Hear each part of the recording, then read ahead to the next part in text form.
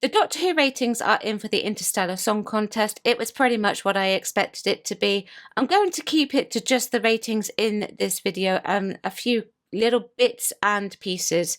I'm going to keep my other days to reporting some other Doctor Who content. It's going to be a Doctor Who themed week because we've got the finale at the weekend and we just got to watch what's going on, basically. And I am waiting also to see if I can get hold of the results of the football and the Eurovision Song Contest for their ratings, just to see what it was like for them as well. I don't have those at this time of recording. It is a Sunday. I'm releasing this video on the Monday. I'm just on a bit of a time constraint today. Hello and welcome back to Chat About It, Don't Shout About It with me, Rachel, the Queen of the Woke, as crowned by one of my haters, not by myself. Please don't forget to like, share, subscribe to the channel, switch on the notification bell so that you know I am releasing another video. I cannot run this channel without you. Please do remember to keep it friendly in the comments. Just because I'm posting a video on the ratings, it doesn't mean to say that I think the show should be cancelled. That is not true. I cover the ratings just for fun. I believe that the show should have a brief hiatus and an overhaul and then return to regular structure once it has been reviewed. I know that other people do think differently, and that is okay. So, Doctor Who was aired between a spot between the football and the Eurovision Song Contest, and I predicted that because of these two events taking place on TV, we would receive a higher viewer injection into the overnight scores, and we did. This is the result. So, according to Doctor Who TV, the ratings come in at 2.57 million people for the overnight, and Ratings UK also back that up. But I just want to read what they have said because they don't necessarily defend the score. I also want to point out that Ratings UK don't really do any defense over scoring whatsoever, that I have noticed anyway. They have said the very lucky placement saw the show soar to 2.57 million viewers for the Interstellar Song Contest and has become the most watched of the series, sitting over 500k above the previous high, with FA Cup final and Eurovision ahead. It was third for the day. So they say it soars. The ratings come in at 2.57 million because of the overnights, and I suppose it kind of does. The injection isn't really what I expected it to be. I did expect perhaps a little bit higher than that. Now, I know this is just terrestrial viewing, so there is a chance that it will go up a lot more with consolidations when they come in. This is not inclusive of Disney Plus either, but I would have expected that 2.57 million people to be in closer to the 3 million mark. I can't even remember what I said on the Sensphere at this time of recording, but it really wasn't. The most telling ratings, though, will be the 5-minute breakdown when I get my hands on those. Now, Ratings UK did not really do anything to defend those ratings, but TV Zone in their tweet did. Let me read this to you. Doctor Who receives huge boost thanks to its prime slot, up over 1 million on last week and becoming the most watched episode of the series. It beat anything on ITV during the evening and was double its direct competition. So they're trying to defend this by saying it received a huge boost of over 1 million. This is just in the tweet, okay, because of its prime spot. But they failed to mention in the tweet that it was thanks to the football and the Eurovision Song Contest. And if it really were that much of a prime spot, why is it that something like Lucky Day didn't do it any better than what it got? Because Lucky Day aired at a very similar time to the Interstellar Song Contest. Now, don't get me wrong, I'm not saying that the BBC is fudging the numbers. No, I'm not doing that. But I remember that I used TV Zone a little while ago for something, and they had reported the incorrect thing. So that meant then I had to go and correct myself because they had done that. So I'm not surprised that they went down this defense route. Now, ideally, in my opinion, in order to get the show back up to where it was with the ratings, I would say that they need to do an overhaul. They need to look at the structure. They need to look at the content. there's all these things that need to be looked at and need to be reviewed because people are switched off. I also prefer Doctor Who in the autumn and the winter as opposed to it being on in the spring or the summer. And that's not because I go out or anything. It's just because I have very little interest in TV at that time of year. I would say that in order to prevent any form of cancellation or hiatus, they would need to look into the overnights being closer to 5 million. Now, for the people who say that the ratings don't matter, generally are also the people who celebrate the ratings when they go their way. I always find that interesting. Anyway, I think once the consolidation comes in for this story, I don't think we're going to see more than 4 million. I would say 4.5 max if it really is going to go over 4 million. And like I say, it will be more telling once I get my hands on those 5-minute breakdowns when I can get them. I would also be interested to see what the audience share was, because Britain's Got Talent was not on this week. ITV instead decided to air the football. I'm wondering how many people switched over from the Interstellar Song Contest to then go and watch the football on ITV whilst they were waiting for Eurovision to come on. I'd be interested to see those figures.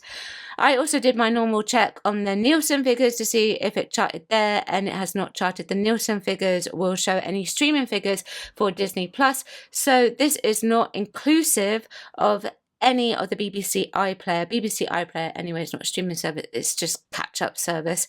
And I also checked to see what was happening on Flix Patrol for the Interstellar Song Contest, and as you can see, it's still not charting.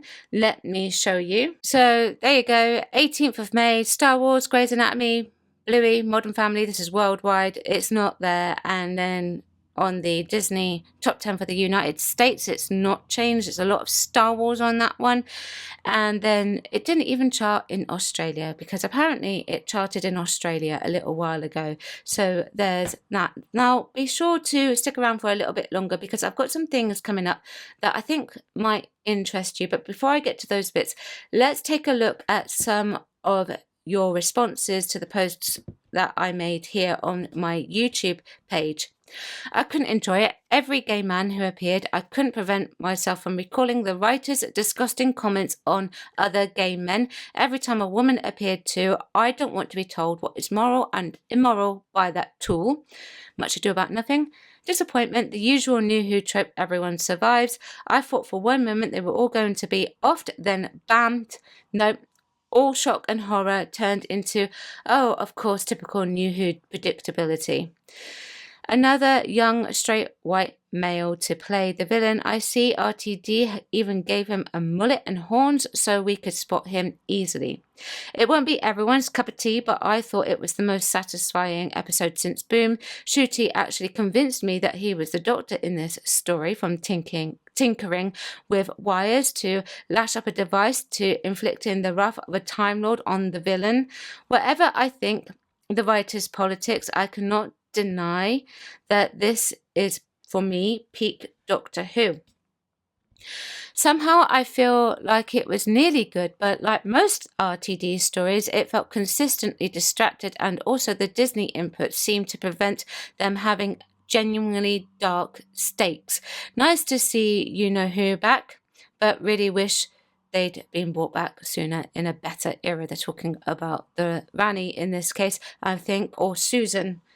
I don't know which one, actually. It could have been very good, lots of unnecessary elements, I think. It's unclear why both gay men are attracted to the Doctor. I think it sends the wrong message, makes it seem that all gay men are attracted to all other gay men. Don't really see the relevance of them being a gay couple in the first place, and to be honest, I'm getting sick of every episode highlighting gender, sexuality and race. As for the latter, this is the second episode in a row where the black woman gets to tell the tale of oppression like we haven't heard it all before. It's getting very tedious. More rubbish, the Doctor does not torture people no matter what. Rani who doesn't act like the Rani, and unwarranted sexual undertones. Did I mention Magic Sonic? Desperate, really very good. It is the episode many of us have been waiting 2 decades for. Now, throughout last year, in the lead up to the first series with the 15th Doctor, and this year with the same Doctor, we had a lot of promotion, and I am beginning to wonder if this is too much promotion to reveal things that are going on. They're trying to hype it up, but it's having what I would call perhaps an adverse effect on people. For example, this year I stopped watching the trailers because I found that there were far too many, and I was worried that it was going to make it predictable. A lot of what we see in one of the trailers this year happened in the Robot Revolution. And they also hinted last year at the possible return of Susan. And well, it didn't happen last year, but it has happened this year. And even RTD said that someone had already guessed which characters were coming back. People guessed it was Sutek as well for last year, and people guessed with the Rani. I got the first one and I was in total denial about the second one because I thought RTD would not do that to us twice, but he did. Well, I was the dumb one in this case. But when I was digging around, because I wondered if Juno had some kind of reaction to people's opinions, because I feel like Juno is a very reactive person, I came across this post. It wasn't what I was looking for, but it certainly got me thinking about the teasers being too much. So let me just read this to you. It's a little bit small on the screen. I do apologise. When I was 5 years old, I saw Bonnie Langford, who played Mel in the Sylvester McCoy era, step on a mine and fly into oblivion in the Rani's deadly booby trap. Okay, I was on edge all week waiting to find out how Mel would survive. Only then I refused to eat a sausage roll. So my mum wouldn't let me watch the next episode. No iPlayer in those days, so I had to wait until 1995 until it was released on VHS before I learned she was saved by a puddle. You see, this is before the reveal of the Rani, okay? So when was it? It was 6 weeks ago at this time of recording. So why specifically does Juno talk about the Rani? This couldn't be the first story that Juno had seen. Surely Juno would have seen some of the Colin Baker stories as well from the Trial of the Time Lord, maybe even more. Why specifically this reference? But the reason why it would have been this specific reference was because Juno has been charged with the return of the Rani. The Rani was a huge risk to bring back, and it was a very huge risk for Juno to post something like this. Surely this is a potential reveal of a big plot point for sure. They kept the character was being played by Archie Punjabi under wraps, but surely this would present some kind of conflict of interest at this stage. I'm not an expert on contractual terms and things like that. I wouldn't know. But it's a very weird choice of phrasing. And then we get this post from RTD himself. And this one was recent. Next week, Wishworld, enemies old and new, unite as the Doctor faces the unholy Trinity. This is only 2/3 of the Trinity. Why are you telling us this? The 2 Ranis count as 1, because I say so. The 3rd is lying in wait, exactly 160 years away. So stand by. The big one, first of a 2-part finale. The Pantheon is stirring, old friends are helpless, and the whole reality is in danger as we hurtle towards May 24th in the Rani's most terrifying experiment yet. Pity the fate of poor Frau Zufall, I think that says, and remember a message is calling across time and space. Tables don't do that. Right. First of all, there is only one Rani.